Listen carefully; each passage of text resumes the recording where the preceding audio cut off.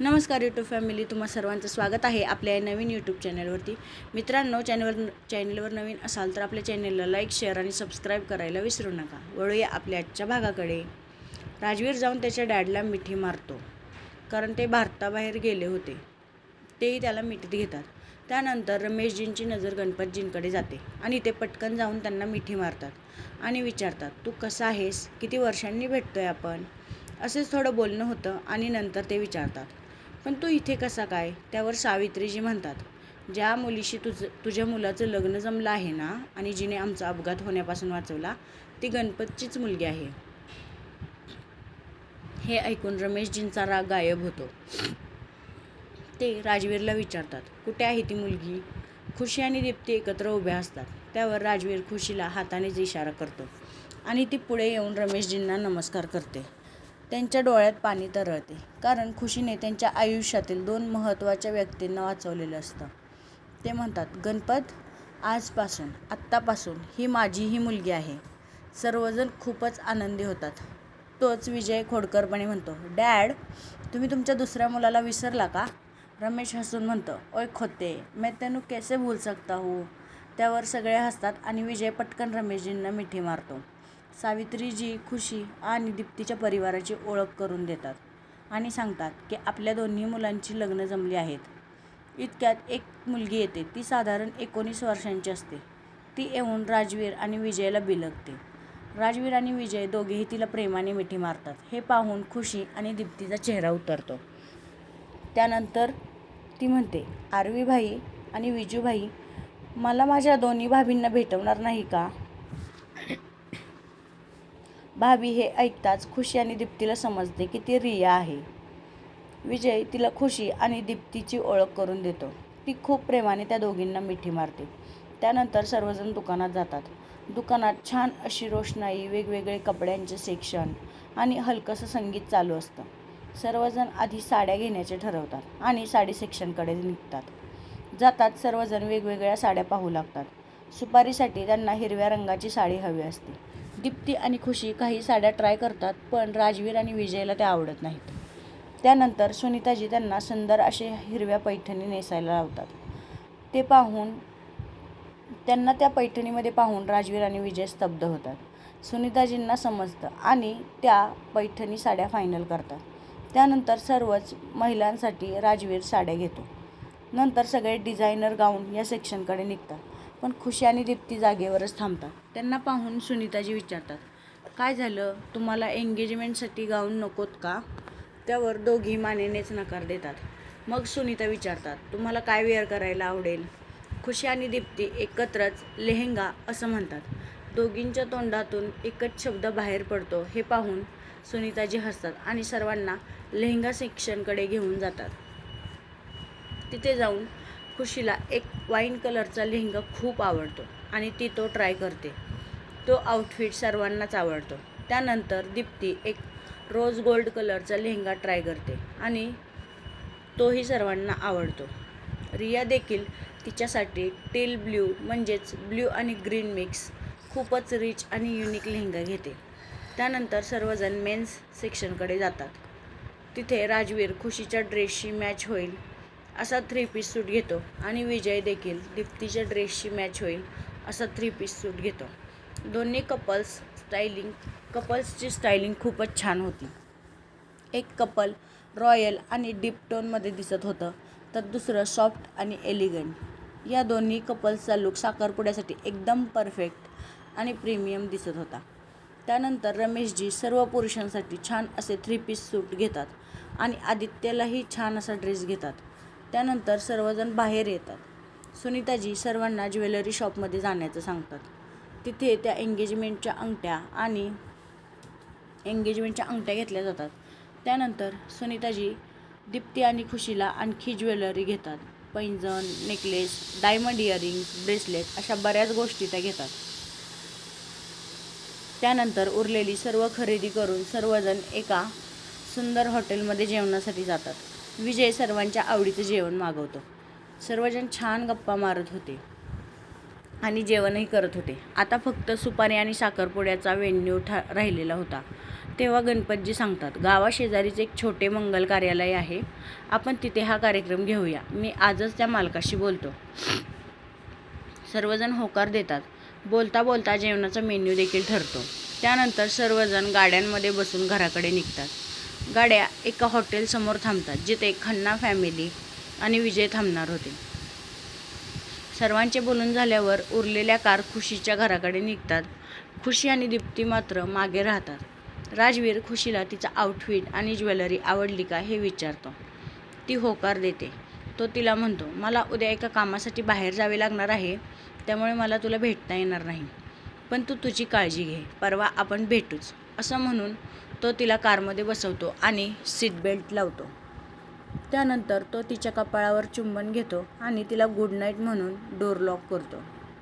राजवीरच्या किसमुळे खुशी लाजेने लाल झाली होती. इकडे विजय देखील दीप्तीला आजची खरेदी आवडली की नाही ते विचारतो. ती मानेनेच होकार देते आणि तो काही बोलण्याआधीच ती दार उघडून कारमध्ये बसते. विजय तिला काही बोलणार तोच खुशी म्हणते, आता खूप उशीर झाला आहे, आम्हाला निघायला हवं, उरलेलं नंतर बोला. रिया तिथे येते आणि त्या दोघींना फ्लाइंग किस देते आणि डोर लॉक करून गुड नाईट भाभी असं म्हणते. ड्रायव्हरही गाडी सुरू करतात आणि त्यांच्या गावच्या दिशेने कार धावू लागते. इकडे विजय मात्र चिडलेला असतो. थोड्याच वेळात खुशी आणि दीप्ती त्यांच्या घरी पोहोचतात आणि झोपून जातात. दुसऱ्या दिवशी खुशी लवकर आवरते, कारण ती एकटीच स्पर्धेच्या ठिकाणी जाणार होती. उद्याच्या कार्यक्रमाची तयारी असल्यामुळे तिने गणपतजींना आणि दीप्तीला तिच्यासोबत येण्यासाठी नकार दिला होता आणि मी ॲडजस्ट करेन असं ती म्हणली होती. गणपतजी तिला पैसे आणि स्वातीजींचा मोबाईल देतात. ती स्टँडवर पोहोचते आणि तिथून दुसऱ्या स्टँडवर जाते. तिथून पुन्हा दुसरी बस पकडून ती सातारकडे निघते.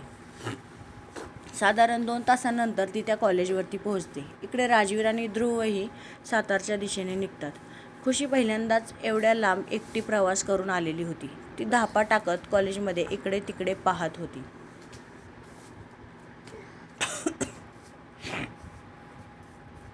इतक्यात कोणीतरी तिला आवाज देतं. ती वळते तर प्राध्यापक बोधे असतात. ते तिला स्पर्धेच्या एक्झाम रूमची माहिती देतात आणि एका शिपायाबरोबर तिकडे पाठवतात. तिथे एकूण 3 राऊंड घेतले जाणार असतात, ज्यात पहिला राऊंड रंगसज्ज चित्रकला हा होता, दुसरा राऊंड DIY म्हणजेच हस्तकला, तर तिसरा राऊंड युनिक पारंपरिक आणि आधुनिक ड्रेस डिझाईन असा होता. सर्व स्पर्धकांना एक नंबर दिला गेला होता.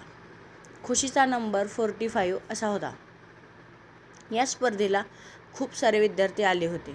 सकाळी साधारण 10 वाजता या स्पर्धेचा पहिला राऊंड सुरू होतो, जो रंगसज्ज चित्रकला असतो. यामध्ये स्पर्धकांना 2 थीम दिल्या जातात, एक भारतीय संस्कृती आणि दुसरी प्रकृतीचे सौंदर्य. यासाठी त्यांना सुमारे 60 ते 90 मिनिटांचा वेळ दिला गेला होता, ज्यात त्यांना पेन्सिल, वॉटर कलर्स, पेस्टल्स, रंगीत पेन वापरता येणार होते आणि या चित्रकलेतून त्यांना सर्जनशीलता, रंगांचं समायोजन, थीमशी सुसंगती आणि प्रस्तुतीकरण हे दाखवायचं होतं. सुमारे 1.5 तासानंतर सर्वांकडून कॅनव्हास काढून घेतला जातो आणि त्याच्या पाठीमागे त्यांचा नंबर लिहून ठेवला जातो. पुढील फेरीसाठी स्पर्धकांना दुसऱ्या हॉलमध्ये पाठवले जाते. 12 वाजता दुसरा राऊंड सुरू होतो. हा राऊंड हस्तकला म्हणजेच DIY क्राफ्ट राऊंड असतो. यात स्पर्धकांना कपडा, पेपर, रेशमी धागा, रंगीत कागद, बॉटल हे साहित्य वापरून काहीतरी नाविन्यपूर्ण कल्पना, नेमकेपण आणि पूर्तता कार्यात्मकता दाखवायची होती. यासाठी त्यांना 45 ते 60 मिनिटांचा वेळ दिला गेला होता. 1 वाजता ही स्पर्धा संपते. त्यानंतर स्पर्धकांच्या क्राफ्टवरती त्यांचा नंबर लिहून ठेवला जातो आणि त्यांना 15 मिनिटांचा ब्रेक दिला जातो. त्यानंतर पुढील हॉलमध्ये त्यांच्याच नंबरवरती जाऊन बसण्याचे आदेश देखील दिले जातात. खुशीने सकाळपासून काही खाल्ले नव्हते, त्यामुळे ती सॅकमधील बिस्किट पुडा काढते आणि त्यातील 4 ते 5 बिस्किटं खाते आणि पाणी पिते. त्यानंतर ती पुढच्या राऊंडसाठी हॉलमध्ये पोहोचते. तिसरा राऊंड हा युनिक पारंपरिक आणि आधुनिक ड्रेस डिझाईन हा असतो. यामध्ये स्पर्धकांना भारतीय पारंपरिक पोशाखावर आधारित आधुनिक ड्रेसचे डिझाईन तयार करायचे असते. हे फॅशन प्लस क्रिएटिव्हिटी राऊंड होता. यासाठी त्यांना 60 ते 90 मिनिट देण्यात आले होते. या राऊंडची थीम होती ट्रॅडिशनल मीट्स ट्रेंड्स.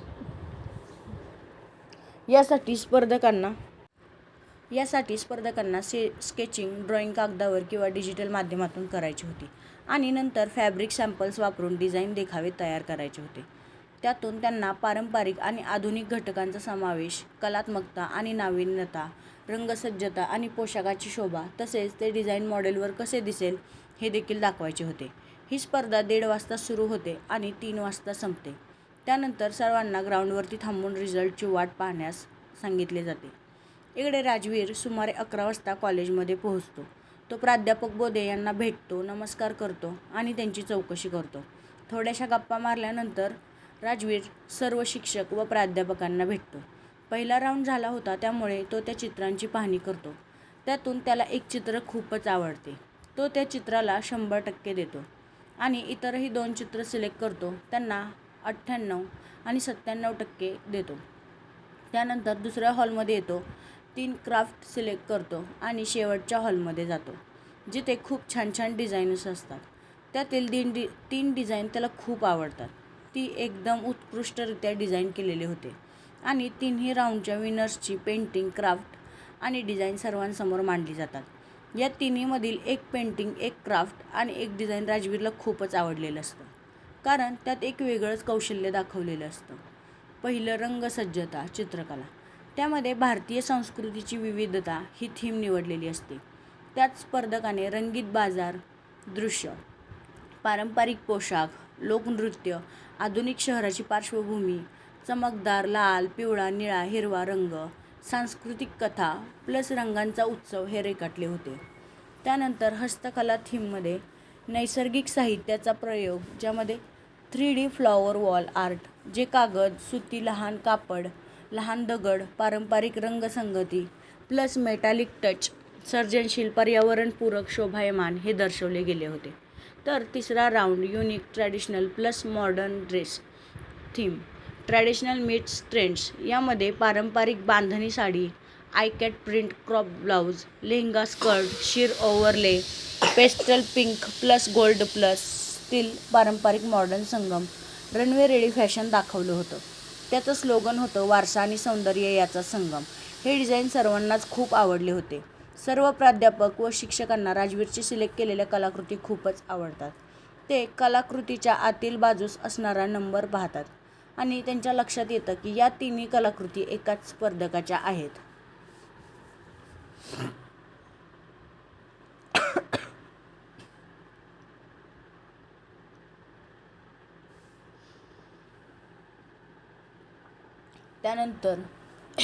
त्यानंतर राजवीर दरवर्षीप्रमाणे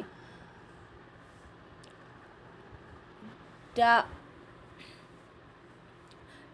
तिन्ही स्पर्धकाचा नंबर पाहतो. तर हा नंबर 45 हा असतो. तो 45 या नंबरच्या स्पर्धकाला त्याच्या कंपनीसाठी सिलेक्ट करतो आणि ध्रुवला अपॉइंटमेंट लेटर आणायला पाठवतो. थोड्याच वेळात सर्वजण ग्राउंडवरती जमा झालेले होते. सर्व शिक्षक, प्राध्यापक, विद्यार्थी राजवीर ग्राउंडवर येतात. ग्राउंडवर येताच राजवीरचं हृदय धडधडू लागतं. त्याची ही धडधड त्याला खुशीची आठवण करून देत होती. खुशीने फक्त 4-5 बिस्किट खाल्ले होते आणि वरून ऊन तळपत होते, त्यामुळे तिला गरगरल्यासारखं होत होतं. ती ग्राउंडवर डोके खाली घालून शांतपणे उभी होती. प्राध्यापक बोधे कार्यक्रमाची थोडीशी प्रस्तावना देतात आणि स्पर्धेचा रिझल्ट जाहीर करतात. या स्पर्धेत तिसरा क्रमांक 14 नंबरच्या स्पर्धकाचा आलेला होता, तर दुसरा क्रमांक हा 25 नंबरच्या स्पर्धकाला मिळाला होता. त्या दोन्ही स्पर्धकांना स्टेजवर बोलवले जाते आणि एक एक करून ट्रॉफी, बक्षीस व प्रशस्तीपत्रक देण्यात येते. राजवीर दरवर्षी या स्पर्धकांना 51,000, 21,000 आणि 11,000 असं बक्षीस, तर शाळेकडून 11,000, 7,000 आणि 3,000 इतके बक्षीस असायचे. तिसऱ्या नंबरच्या विद्यार्थ्याला एकूण 14,000चे बक्षीस, तर दुसऱ्या नंबरच्या विद्यार्थ्याला एकूण 28,000चे बक्षीस मिळते. तर पहिल्या नंबरच्या विद्यार्थ्याला एकूण 62,000 एवढे बक्षीस होते. दोन्ही विद्यार्थ्यांना बक्षीस दिल्यानंतर प्राध्यापक बोधे पहिला नंबर आलेल्या स्पर्धकाला म्हणजेच 45 नंबर हा अनाऊन्स करतात. हे ऐकताच खुशीला आनंद आणि भीती वाटू लागते, पण ती तशीच मान खाली घालून स्टेजकडे जाते. तिथे जाताना तिचं हृदय धडधडत असतं. ती कोणाकडेही न पाहता स्टेजवर जाते आणि उभी राहते. प्राध्यापक बोधे तिला पुढे यायला सांगतात. राजवीरला त्या मुलीचा चेहरा व्यवस्थित दिसत नसतो. जशी ती राजवीर समोर येऊन उभी राहते आणि मान वर करते तसा तो आश्चर्यचकित होतो आणि तिच्याकडे पाहू लागतो. खुशी ही राजवीरकडे पाहून तेवढीच धक्क्यात असते. नंतर प्राध्यापक बोधे त्या दोघांना आवाज देतात आणि दोघेही भानावर येतात. खुशीला ट्रॉफी, सर्टिफिकेट आणि बक्षिसाचे एन्व्हलप दिले जाते. त्यानंतर तिला अपॉइंटमेंट लेटर दिलं जातं. प्राध्यापक बोधे तिला त्याविषयी सांगतात. बक्षीस वितरण समारंभ संपतो आणि सर्वजण आपापल्या मार्गाने जातात. खुशीला उन्हामुळे जास्तच अस्वस्थ होत होतं आणि तिचे डोळे मिटू लागतात. तोच ध्रुव तिला आवाज देतो आणि तिच्याकडील सर्व साहित्य, बॅग, ट्रॉफी घेतो आणि कारमध्ये ठेवतो. काही सेकंदातच तिच्या डोळ्यासमोर अंधार पसरतो आणि ती पडणार इतक्यात राजवीर तिला पकडतो. प्राध्यापक बोधे राजवीरला तिला मेडिकल रूममध्ये नेण्यास सांगतात, पण खुशी डोळे न उघडताच मी ठीक आहे असं म्हणते. त्यानंतर राजवीर तिला शेजारील एका क्लासरूममध्ये नेतो आणि बेंचवरती बसवतो. तिला पाणी देतो आणि ध्रुवला पटकन काहीतरी एनर्जी देणारं ड्रिंक किंवा खायला घेऊन ये असं सांगतो. राजवीरची काळजी प्राध्यापक बोधे यांना आश्चर्यचकित करत होती, कारण तो कोणत्याही मुलीशी इतका कन्सर्न दाखवत नसे. खुशी थोडं पाणी पिते आणि आता मी ठीक आहे असं म्हणते. त्यावर राजवीर तिला विचारतो, तू सकाळपासून काही खाल्लं आहेस का? ती होकार देते. त्यानंतर राजवीर तिला विचारतो, काय खाल्लं आहेस तू? ती बॅगेकडे बोट दाखवते.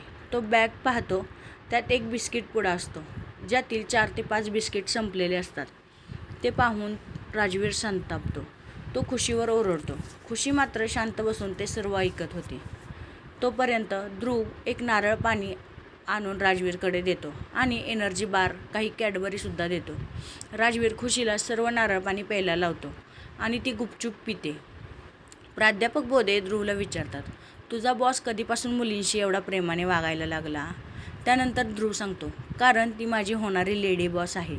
हे ऐकून प्राध्यापक बोधे हलकेच हसतात आणि राजवीरला म्हणतात, तिला घरी सोडण्याची जबाबदारी मी तुझ्यावर देतो. आता मी निघतो. तेवढ्यात खुशी त्यांना आवाज देते आणि थँक्यू म्हणते, कारण त्यांच्यामुळेच तिला या स्पर्धेत सहभागी व्हायला मिळाले होते. राजवीरही त्यांना उद्याच्या कार्यक्रमाचे आमंत्रण देतो.